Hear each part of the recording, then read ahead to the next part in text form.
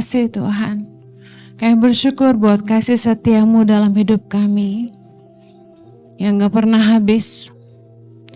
Kami tahu bahwa Tuhan mengerti keadaan kami, mengerti apa yang jadi pergumulan kami masing-masing. Kami berdoa Tuhan, apapun yang umat-Mu butuhkan, Tuhan tolong mereka.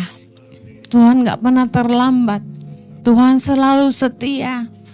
Dan di dalam segala sesuatu Allah turut bekerja untuk mendatangkan kebaikan bagi mereka yang terpanggil dan mereka yang mengasihi Tuhan. Ya, percaya Tuhan terus bekerja di tengah-tengah kami. Sementara firman-Mu diberitakan, biar Roh Kudus boleh mengajar kami, membuat kami memahami firman-Mu dan beroleh anugerah untuk menghidupinya. Tolong hamba-Mu karena sungguh tanpa Engkau hamba tidak mampu. Menyerahkan setiap menit-menit ke depan dalam pimpinan Roh Kudus. Hanya dalam nama Yesus. Yang siap diberkati sama-sama kita katakan. Amen. Puji nama Tuhan. Silakan duduk kembali. Shalom, shalom. Sekarang saya akan khotbah tentang penguasaan diri dan kehendak Allah. Apa hubungannya? Orang yang mengerti kehendak Allah akan mampu menguasai dirinya. Kita tuh harus punya penguasaan diri dalam hidup kita. Dan salah satu yang jadi alasan kenapa kita bisa menguasai diri kita itu kalau kita ngerti kehendak Allah dalam hidup kita. Mari saya share. Matius 16 ayat yang ke-21 dibilang gini.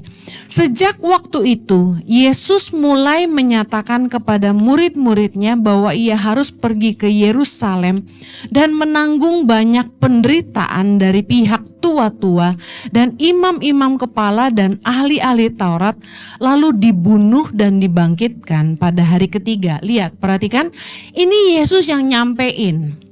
Jadi Yesus sebenarnya tahu purpose hidupnya, apa yang jadi kehendak Allah dalam hidupnya, apa tujuan Yesus lahir ke dunia. Dan kemudian ayat ke-20 dibilang gini, tetapi Petrus menarik Yesus ke samping dan menegur dia, katanya, Tuhan, kiranya Allah menjauhkan hal itu. Hal itu sekali-kali tak akan menimpa engkau. Ayat 23. Maka Yesus berpaling dan berkata kepada Petrus, enyahlah iblis, engkau suatu batu sandungan bagiku. Sebab engkau bukan memikirkan apa yang dipikirkan Allah, melainkan apa yang dipikirkan manusia. Lalu Yesus berkata kepada murid-muridnya, setiap orang yang mau mengikut aku, ia harus menyangkal dirinya, memikul salibnya, dan mengikut aku. Perhatikan ayat-ayat ini. Yang pertama, Yesus ngerti tujuan hidupnya, dia ngerti kehendak Bapa. Petrus yang tidak ngerti kehendak Allah, menganggap statement Yesus itu adalah sebuah kutukan atas hidupnya sendiri.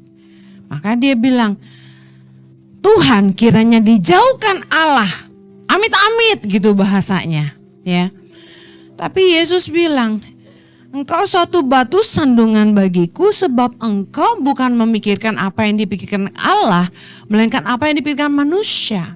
Nah, kita kalau nggak ngerti kehendak Tuhan dalam hidup kita, kita nggak akan ngerti cara pikir Tuhan.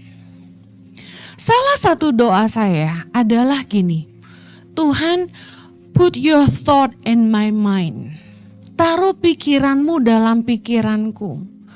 Put your desire in my heart. Taruh kehendakmu, kerinduanmu dalam hatiku. And let me walk in your will. Biarlah aku berjalan dalam kehendakmu. Kita dalam hidup ini, Yesus ngajarin kita dalam doa.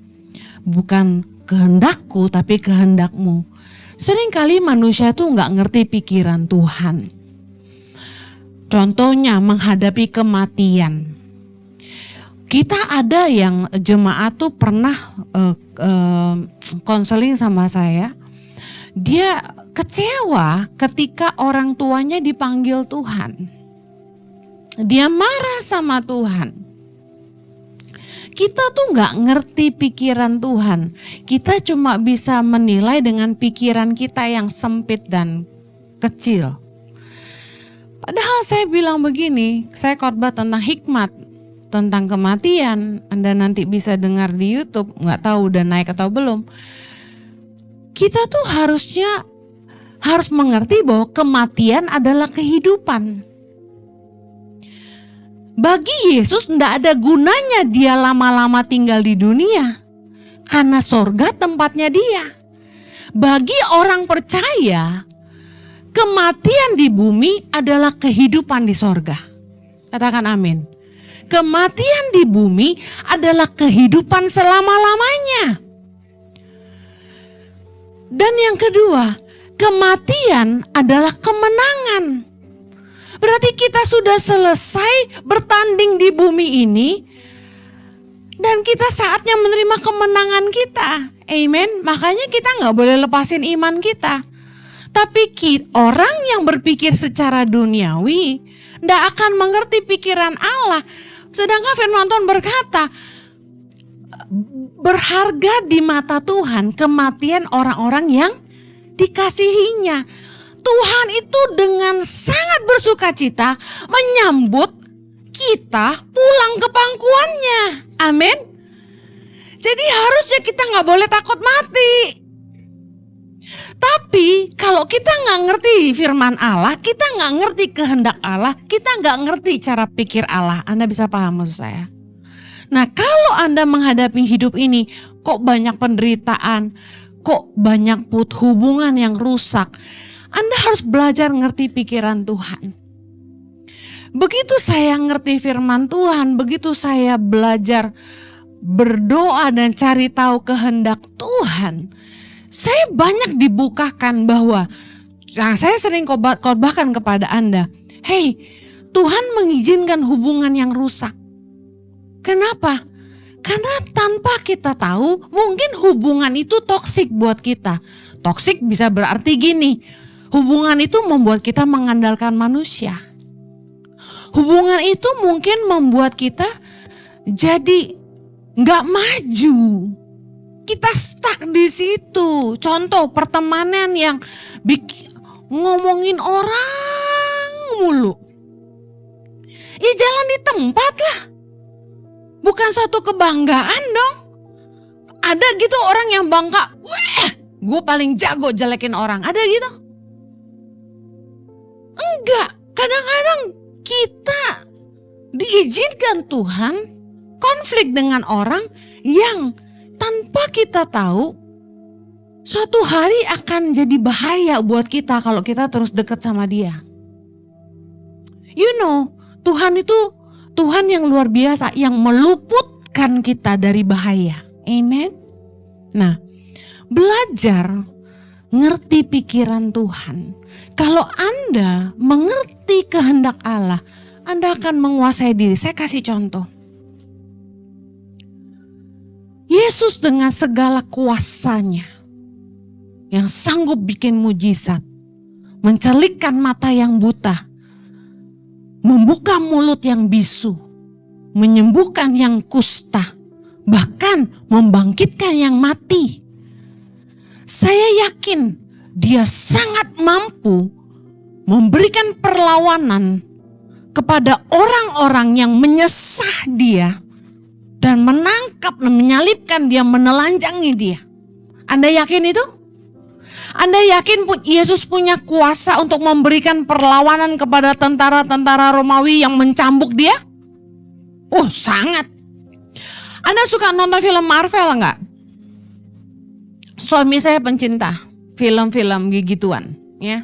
Saya sebagai istri ya senang-senang nemenin aja ya. Saya bayangin Yesus itu lebih powerful daripada Superman. Anda percaya? Saya gambarkan gini, waktu Yesus dicambuk, cambuk itu kan ada kaitannya tuh yang dagingnya Yesus sampai robek. Kalau Yesus maha kuasa, super powerful, mampu nggak Yesus tangkap aja tuh cambuk, sak, supaya berhenti menyakiti dirinya? Kalau Anda jadi Yesus, Anda punya kekuatan, Anda lakukan enggak itu? Kalau Superman bisa bakar-bakar pakai mata, Yesus bisa nggak? Pasti bisa. Apalah susahnya Yesus tiup mereka pingsan mati semua. Tapi Yesus nggak lakukan. Ini yang namanya penguasaan diri. Waktu orang jahat sama Anda, sebenarnya Anda punya kuasa untuk membalas. Tapi karena Anda mengerti kehendak Allah, Anda tidak balas. Bukan karena Anda tidak mampu. Amen. Listen. Saya kasih contoh yang sehari-hari aja. Saya punya follower, puji Tuhan, di atas 1,3 juta di Instagram. Di atas 1,3 juta di YouTube. Kalau saya mau jelekin orang, mau jatuhin orang, bisa nggak? Berapa banyak yang jatuhin saya? Tapi akunnya di bawah saya, bukan? Kalau saya mau balas, saya punya kemampuan nggak? Think about it. Do I have the power?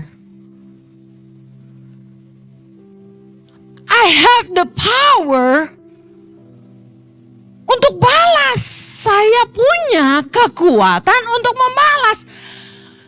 Masa saya lebih banyak di sosial media. Tapi apakah saya lakukan? Tidak. Itu namanya penguasaan diri. Yang jelek-jelekin saya, yang ngerusak nama baik saya, itu beberapa di antaranya saya kenal. Bahkan tidak sedikit itu orang-orang yang saya pernah sekolahin. Orang-orang yang saya pernah bantu. Orang-orang yang waktu susah kami tolong. Apakah saya tidak punya kuasa untuk mengalahkan mereka? Nggak usah pakai power YouTube lah. Di antara pertemanan aja. Kalau saya sebarin apa yang mereka lakukan, selesai mereka. Tapi saya nggak pernah pakai kuasa yang Tuhan kasih ke saya untuk menjatuhkan orang lain. Mungkin ada yang bilang gini, Bu Heni kan kalau khotbah suka nyindir. Kan gua gak sebut nama, cuma contoh. Soalnya saya tuh gak bisa dongeng. Saya gak bisa bikin cerita bohong. Anak saya dari bayi sampai umur 20 sekarang, saya gak pernah dongengin mereka karena saya gak pinter ngarang-ngarang cerita. Jadi kalau saya khotbah, inspirasi yang Tuhan kasih selalu yang real. Yang saya alami di hidup saya. Yang saya tahu benar. Gak bisa bohong. Nah, saya mau bukakan mata saudara gini. Apa yang membuat Yesus tidak memberi perlawanan meskipun dia punya kemampuan? Apa yang membuat Yesus tidak melawan tentara-tentara Romawi yang menyiksa dia? Karena dia tahu kehendak Bapa. Dia datang ke dunia untuk mengorbankan dirinya. Dia adalah Mesias, Sang Juru Selamat yang menghapus dosa dunia. Karena dia ngerti kehendak Bapa, dia menguasai dirinya untuk tidak balas. Yesus bukan tidak marah sama mereka loh. Waktu mereka tangkap Yesus di Taman Getsemani, Yesus mengeluarkan perkataan begini. Penjahatkah aku sampai engkau harus menangkap aku? Selama ini aku mengajar di bait Allah, kalian tidak menangkap aku. Saya bayangkan Yesus diringkus kayak penjahat gitu loh. Diikat tangannya gitu. Jadi Yesus ngomong gitu.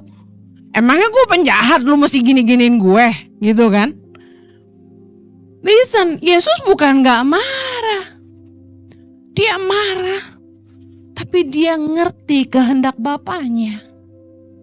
Makanya dia gak balas kejahatan mereka. Yohanes 3:16, karena begitu besar kasih Allah akan dunia ini, sehingga ia mengaruniakan anaknya yang tunggal, supaya setiap orang yang percaya kepadanya tidak binasa, melainkan beroleh hidup yang kekal. Katakan kanan kirimu, Yesus tidak balas karena dia sayang kamu. Yesus tahu kehendak Bapa, makanya dia kuasai dirinya. Kalau Yesus terlalu emosi, dia hajar itu semua tentara Romawi, tidak terjadi penyelamatan kita. Ada amin? Mari kita belajar yang pertama. Kalau kita menguasai diri kita karena mengerti kehendak Allah, kita tidak akan balas jahat dengan jahat. Saya paham banget perasaan Anda ketika Anda menghadapi orang tuh yang jahat banget. Saudara yang jahat banget gitu. Pasti pernah berpikir gini gak? Kenapa sih Tuhan gak bikin orang yang jahat itu celaka? Disumpahin gitu kan. Kenapa sih udah jahat kayak gitu tambah kaya bukannya miskin? Kok yang jahat makin kaya? Kok yang nipu rakyat, yang korupsi, yang pelit makin jaya? Pernah berpikir gitu gak? Pernah gak berpikir gini? Kok yang jahat lebih panjang umur daripada yang baik ya? Tapi mudah-mudahan saya panjang umur, amin. Katakan kanan kirimu, saya berdoa kamu panjang umur. Haleluya. Tapi saya mau ingin Anda belajar yang Yesus bilang. Sebab engkau bukan memikirkan apa yang dipikirkan Allah, melainkan apa yang dipikirkan manusia. Kita mesti belajar ngerti kehendak Tuhan. Ngerti cara pikir Tuhan. Saya pengen ngajarin bagaimana ngerti pikiran Tuhan tentang orang jahat. 2 Petrus 3 ayat 9 bilang gini. Tuhan tidak lalai menepati janjinya, sekalipun ada orang yang menganggapnya sebagai kelalaian. Tetapi ia sabar terhadap kamu karena sama-sama ia menghendaki supaya jangan ada yang binasa, melainkan supaya semua orang, katakan semua orang, berbalik dan bertobat. Nah, kita gemes banget sama orang jahat. Tapi Tuhan mengasihi mereka. Ini sudut pandang Tuhan. Dari sudut pandang kita, Tuhan, kenapa udah jahat tambah kaya? Kenapa udah jahat panjang umur? Tapi dengar, sudut pandang Tuhan, Dia mengasihi mereka.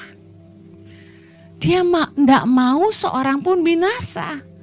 Tuhan mau mereka berbalik dan bertobat. Makanya Yesus bilang, berdoalah untuk musuhmu. Berkati orang yang menganiaya kamu. Anda marah karena Anda pakai sudut pandang manusia. Kamu memikirkan yang dipikirkan manusia.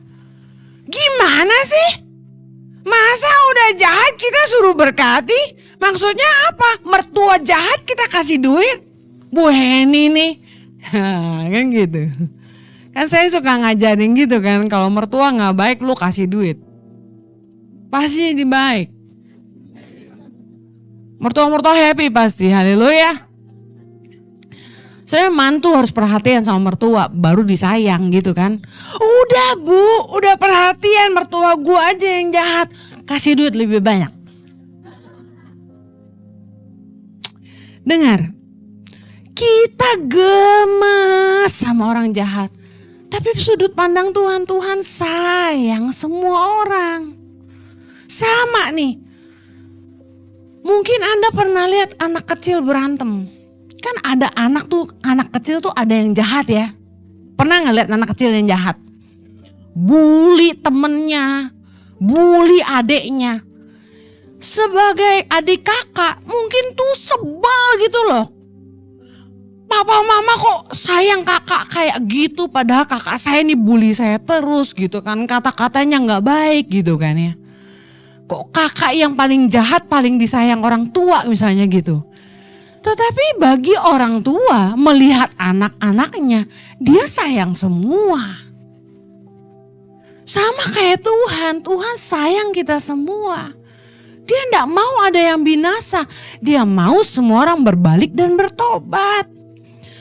Makanya kita harus doain musuh-musuh kita supaya mereka diselamatkan jiwanya. Satu kali saya tahu ada orang yang jahatin saya, jelek-jelekin saya. Apa yang saya lakukan? Saya datangi orang itu. Tidak semua ya yang begini saya datangi. Cuma orang tertentu yang saya rasa dia harus sembuh gitu loh. Saya datangi dan saya minta maaf. Sedikit banyak orang itu marah sama kita pasti ada salah. Terlepas dari dia juga ada salah, saya memilih saya yang minta maaf. Jadi saya datangi dan saya minta maaf. Kenapa saya mau lakukan itu? Karena saya pengen jiwanya selamat. Saya lihat orang ini udah gak muda. Kalau nanti dia mati dalam kepahitan sama saya, kan saya dosa. Jadi bagian saya adalah memberkati musuh saya. Saya bawain hadiah.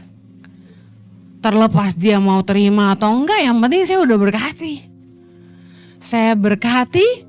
Dan saya minta maaf. Karena saya gak mau dia binasa. Saya coba mengerti kehendak Allah. Saya bilang, Anda udah gak muda, jangan simpan kepahitan, ampuni saya. Oh, saya bilangin Anda ya, itu gak mudah loh. Especially that orang itu juga salah sama saya. Dan tapi saya mau belajar kayak Yesus. Yesus itu rendah hati dan lemah lembut. Anda kalau punya karakter Yesus, lemah lembut dan rendah hati, Anda akan sabar sama orang jahat. Aduh, orang yang dekat sama saya, ngeliatin saya tuh memperlakukan orang-orang jahat tuh mereka yang gemes. Kok ibu bisa sih, Bu? Itu Yudas peluk ibu kok ibu mau, katanya gitu. Kalau saya jadi ibu udah saya dorong tuh orang. Saya bilang, come on. Apakah kekristenan seperti ini? Kekristenan itu harusnya mengasihi musuh. Amen. Saya gak mau cuma khotbahin, saya mau hidupin. Tapi yang saya khotbahkan hari ini buat Anda, saya sudah lakukan di hidup saya. Kalau kita lihat orang jahat kok hidupnya senang terus, dengar cerita hidup orang belum selesai. Kita lihat Mazmur 37. Judul perikopnya, kebahagiaan orang fasik semu. Dari Daud. Jangan marah kepada orang yang berbuat jahat. Jangan iri hati kepada orang yang berbuat curang. Sebab mereka segera lisut seperti rumput dan layu seperti tumbuh-tumbuhan hijau. Baca sama-sama ayat ketiga. Percayalah kepada Tuhan dan lakukanlah yang baik. Diamlah di negeri dan berlakulah setia. Dan bergembiralah karena Tuhan, maka Ia akan memberikan kepadamu apa yang diinginkan hatimu. Ayat kelima, serahkanlah hidupmu kepada Tuhan dan percayalah kepadanya dan Ia akan bertindak. Ia akan memunculkan kebenaranmu seperti terang dan hakmu seperti siang. berdiam dirilah di hadapan Tuhan dan nantikanlah Dia. Baca baik-baik. Jangan marah karena orang yang berhasil dalam hidupnya, karena orang yang melakukan tipu daya. Berhentilah marah dan tinggalkanlah panas hati itu. Jangan marah, itu hanya membawa kepada kejahatan. Sebab orang-orang yang berbuat jahat akan dilenyapkan, tetapi orang-orang yang menanti-nantikan Tuhan akan mewarisi negeri. Karena sedikit waktu lagi, maka lenyaplah orang fasik. Jika engkau memperhatikan tempatnya, maka ia sudah tidak ada lagi. Tetapi orang-orang yang rendah hati akan mewarisi negeri dan bergembira karena kesejahteraan yang melimpah-limpah. Orang fasik merencanakan kejahatan terhadap orang benar dan menggetakkan giginya terhadap dia.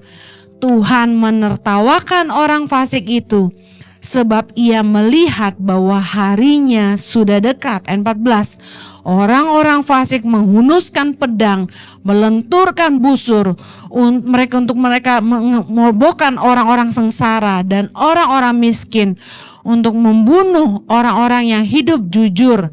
Tetapi pedang mereka akan menikam dada mereka sendiri dan busur mereka akan dipatahkan. Dengar baik.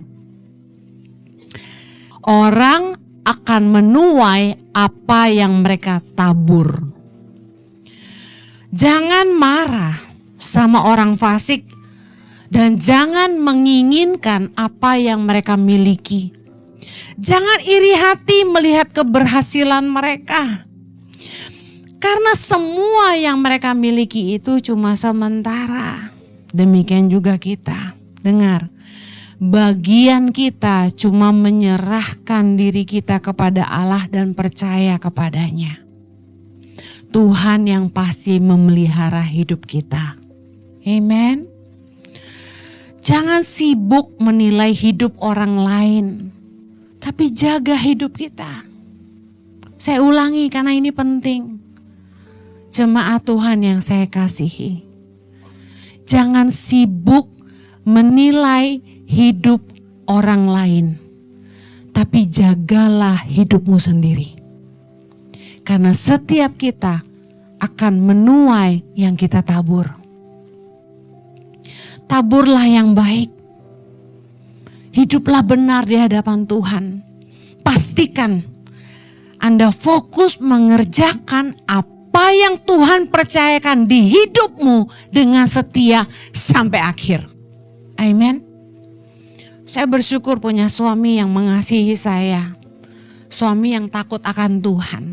Waktu saya lagi lemah, waktu saya lagi dicerca, waktu saya lagi difitnah, suami saya menguatkan saya. Dia bilang sama saya, jangan fokus sama omongan mereka. Fokus sama apa yang Tuhan percayakan di hidup kamu. Amin. Banyak orang yang butuh kamu. Kamu jangan pikirin mereka. Orang yang mengerti kehendak Allah tidak akan membalas jahat dengan jahat, tapi menguasai dirinya. Yang mengerti katakan amin. Poin yang terakhir, orang yang ngerti kehendak Allah akan menguasai dirinya dari godaan dunia. Yakobus 4 ayat 4 bilang gini, hai kamu orang-orang yang tidak setia, tidakkah kamu tahu bahwa persahabatan dengan dunia adalah permusuhan dengan Allah? Jadi barang siapa hendak menjadi sahabat dunia ini, ia menjadikan dirinya musuh Allah. Janganlah kamu menyangka bahwa kitab suci tanpa alasan berkata, roh yang ditempatkan Allah di dalam diri kita diingininya dengan cemburu. Tetapi kasih karunia yang dianugerahkannya kepada kita lebih besar daripada itu. Karena itu ia berkatakan, Allah menentang orang yang congkak tetapi mengasihani orang yang rendah hati. Saudara, kalau kita ngerti kehendak Tuhan, kita pasti akan mampu menguasai diri untuk tidak menerima godaan dunia. Ingat kejadian ketika Yesus dicobai di padang gurun dalam Matius 4. Apa yang Yesus lakukan? Yesus diuji dalam hal makan. Kemudian makan menjadikan sebuah kebutuhan primer. Bicara soal gini, semua orang butuh makan, semua orang butuh uang, betul? Tapi seringkali manusia jatuh justru di situ. Karena bicara kebutuhan, Anda nggak bisa menghakimi Yudas karena seringkali kita kayak Yudas. Oh, Anda akan bilang gini, ditawarin duit perak 25 atau 30 perak, saya lupa. Langsung menjual Yesus. No, orang kalau udah bentrok sama yang namanya kebutuhan, pasti jual temen. Siapa di sini yang ditabokin duit nggak mau? Jangan muna. Tapi Yesus ketika dicobai soal harta, soal kedudukan, ketenaran, uang, makan, Yesus tidak ambil karena dia ngerti firman Allah. Dia ngerti kehendak Allah. Dalam Matius 16 bagus banget Yesus ngajarin ini. Ayat 25. Baca sama-sama yuk. Karena barang siapa mau menyelamatkan nyawanya, ia akan kehilangan nyawanya. Tapi barang siapa kehilangan nyawanya karena aku, ia akan memperolehnya. Apa gunanya seorang memperoleh seluruh dunia, tapi kehilangan nyawanya? Dan apakah yang dapat diberikannya sebagai ganti nyawanya? Sebab anak manusia akan datang dalam kemuliaan Bapanya, diiringi malaikat-malaikatnya, pada waktu ia akan membalas setiap orang menurut perbuatannya.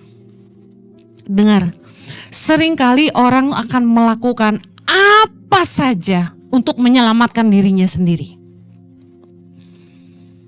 Yesus berpesan supaya jangan sampai kita menggunakan segala cara, menghalalkan segala cara untuk menyelamatkan hidup kita di dunia ini, tapi lalu kita binasa selama-lamanya. Kuasai dirimu, jangan sampai keinginanmu untuk jadi kaya, jangan sampai keinginanmu untuk memperoleh kedudukan, kekuasaan, dan ketenaran membuat jiwamu binasa. Anda mungkin menghakimi Yudas yang menjual Yesus. Tapi berapa banyak dari kita yang demi menyelamatkan diri kita sendiri, kita menghalalkan segala cara. Kita menjual Tuhan juga di hidup kita, bukan?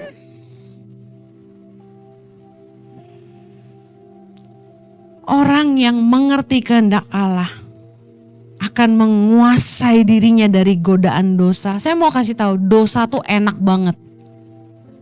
Dosa enak gak?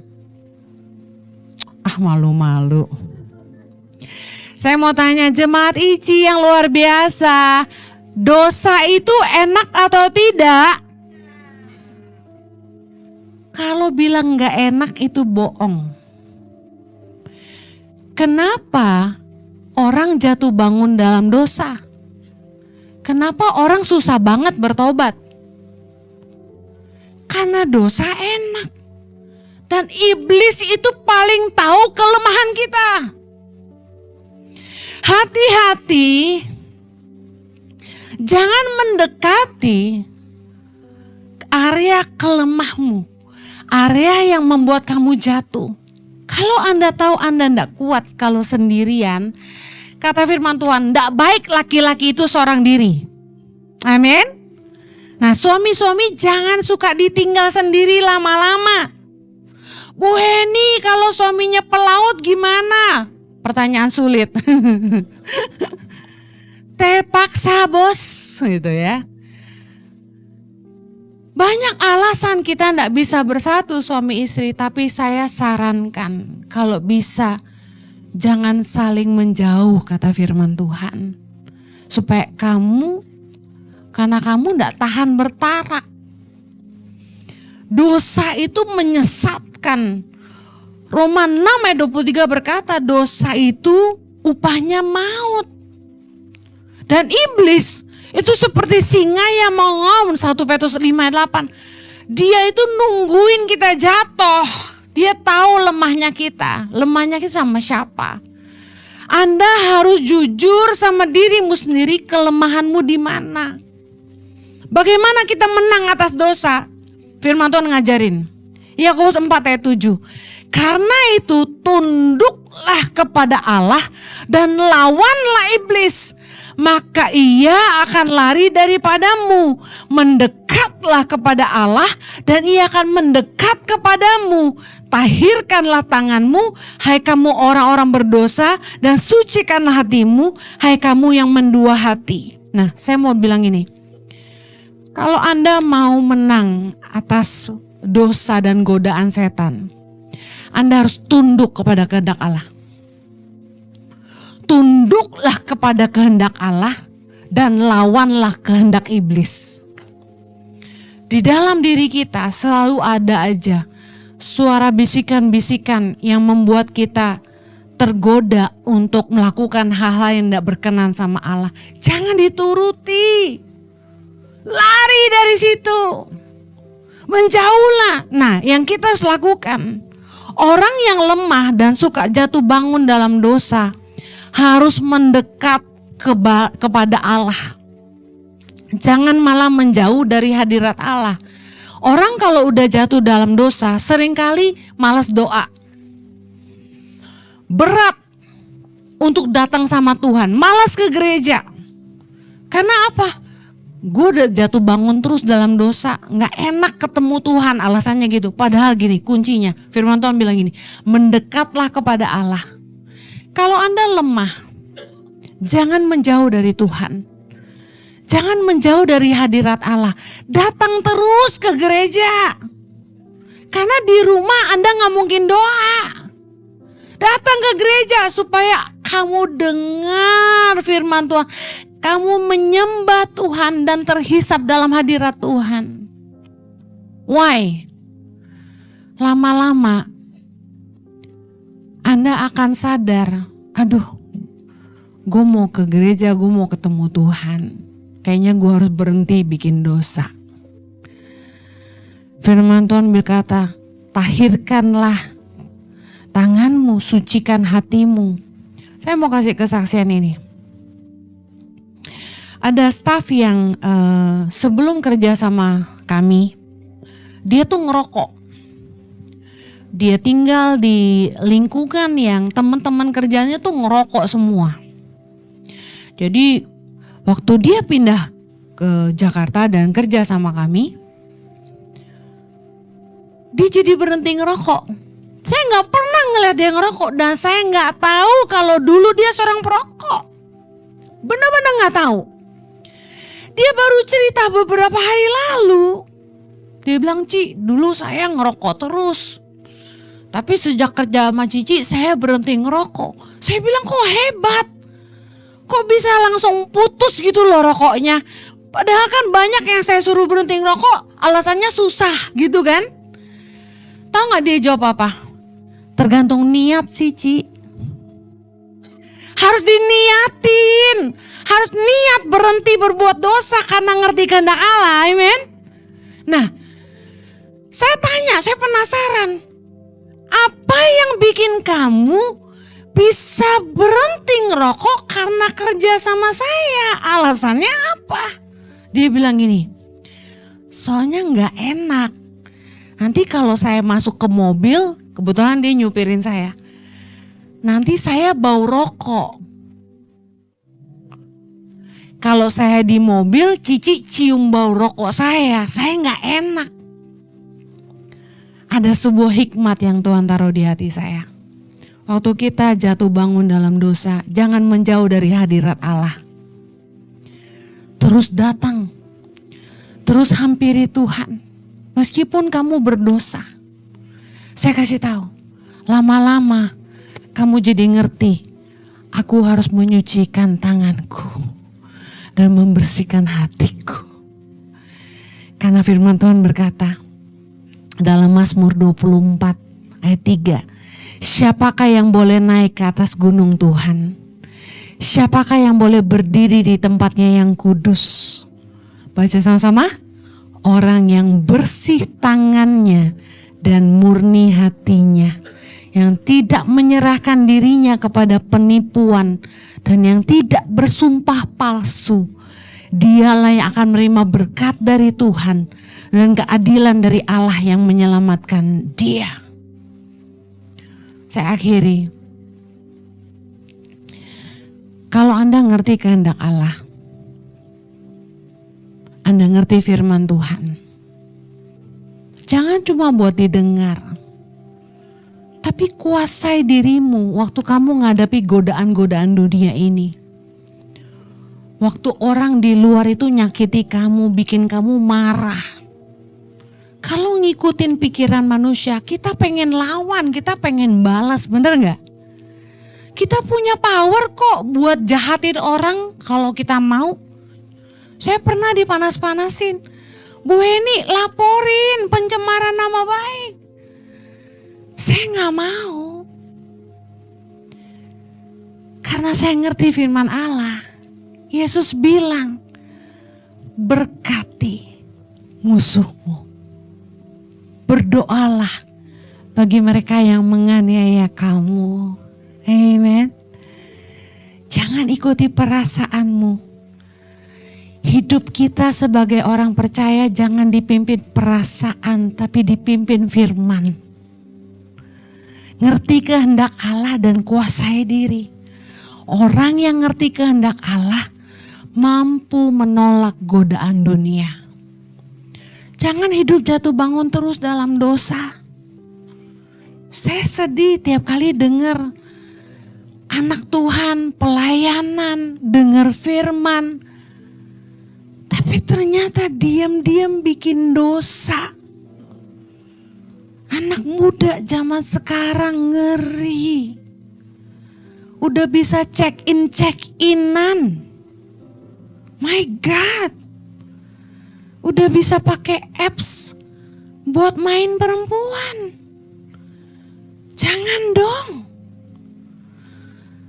Orang tuamu mungkin gak tahu. Gembala gak tahu. Pemimpin gak tahu. Kamu melayani dengan luar biasa. Kamu ke gereja rajin, masih baca firman. Nyanyi kenceng. Tapi masih hidup dalam dosa. Saya kasih tahu, Tuhan Maha tahu. Kuasai dirimu dan hiduplah dalam kebenaran. Tolak godaan dunia karena Anda mengerti firman. Katakan amin. Kita berdoa. Tuhan, jadikan kami anak-anak yang taat. Orang-orang yang tidak hanya percaya, tetapi mau taat kepada firman Allah. Kami mau belajar menguasai diri kami karena kami ngerti kehendak Allah.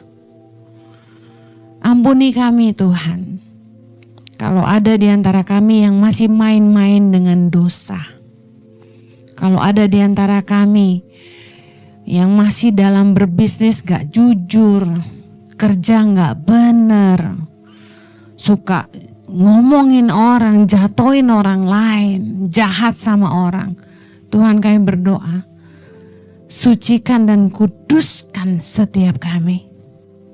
Layakkan kami di hadapan-Mu. Bersihkan tangan kami dan sucikan hati kami Tuhan. Supaya kami layak berdiri di hadapan-Mu. Terima kasih, Amamu berdoa agar firman-Mu ini jadi rema dalam hati kami. Supaya kami menjauhi dosa dan godaan dunia. Dan kami berhenti berbuat jahat kepada orang lain. Terima kasih Bapa. Dimuliakanlah nama-Mu, hanya di dalam nama Yesus kami berdoa. Ini berkati, katakan amen. Tuhan memberkati. Happy Sunday. Bagi saudara-saudara yang diberkati Impact Community Indonesia dan ingin memberikan persembahan atau donasi, dapat disalurkan ke rekening Bank Gereja Impact Community Indonesia dan Yayasan Tangan Pengharapan serta QR Code BCA Mobile, GoPay, OVO, Dana, Shopee, dan link aja. Ibadah Gereja Impact Community Indonesia ada di setiap minggu. Anda bisa mengajak teman, keluarga, dan relasi untuk ikut beribadah bersama. Setiap ibadah disertai ibadah anak atau Impact Kids. Dan bagi anak-anak muda di Gereja Impact Community Indonesia, mari bersama-sama untuk datang dan mengikuti 60 Minute Worship secara onsite setiap Rabu malam pukul 19.30 waktu Indonesia Barat, langsung di Gereja Impact Community Indonesia, Mall of Indonesia lantai P3. Mari bawa keluarga dan ajak orang-orang yang Anda kasihi. Impact Community Indonesia Friday Service. Ibadah setiap hari Jumat pukul 19 waktu Indonesia Barat. Ibadah Saturday Service. Ibadah Sabtu Impact Community Indonesia ditayangkan online setiap Sabtu pukul 19 waktu Indonesia Barat di channel YouTube Impact Community Indonesia. Setiap ibadah online Impact Community Indonesia sudah tersedia subtitle dalam bahasa Indonesia, bahasa Inggris. Anda dapat mengaktifkan dengan klik tombol CC atau closed caption pada layar Anda. Bagi Anda yang rindu untuk dibaptis, Anda dapat mendaftarkan diri Anda dengan scan QR Code yang ada di layar kaca atau menghubungi kami di 0811 9777 745. Bagi Anda yang ingin dilayani pemberkatan nikah serta bimbingan pranikah di Gereja Impact Community Indonesia, Anda dapat mendaftarkan diri Anda dengan scan QR yang ada di layar kaca atau menghubungi kami di 0811 9777 745. Ikuti Daily Devotion setiap hari Senin sampai dengan Jumat jam 6 pagi waktu Indonesia Barat di YouTube Henny Kristianus serta pukul 7 pagi waktu Indonesia Barat di YouTube Yohanes Kristianus. Impact Community Indonesia memiliki sebuah komunitas untuk kita bertumbuh bersama. Bagi Bapak Ibu Saudara yang ingin bergabung di Komsel Impact Community Indonesia, dapat mengisi link form pendaftaran di bawah ini. Saudara dapat mengirimkan permohonan pelayanan doa dan konseling, atau jika Anda memiliki doa yang terjawab serta kesaksian atas jawaban doa Anda melalui Google Form, WhatsApp, atau email impactcommunity.id@gmail.com. Bagi Anda yang rindu menjadi jemaat Impact Community Indonesia, dapat mengisi Google Form atau scan QR Code di layar Anda. Temukan dan ikuti media sosial kami di YouTube dan Instagram Impact Community Indonesia. Tangan Pengharapan memproduksi merchandise Positive by YTP dan Batik Tangan Pengharapan untuk menolong pendidikan anak-anak pedalaman Indonesia. Pembelian dapat dilakukan di online store Tangan Pengharapan, di Tokopedia, Shopee, dan WhatsApp merchandise Tangan Pengharapan di 0813 1100 5568. Teman-teman, hari ini saya dengan partner saya diajarkan oleh salah satu orang tua murid dari FLC Huku Kecil membuat salah satu jenis makanan khas Maluku, namanya suami. Suami ini dibuat menggunakan singkong yang sudah diparut dan diramas, setelah itu dicampuri dengan kelapa parut dan juga gula pasir. Bersama kita membangun Indonesia.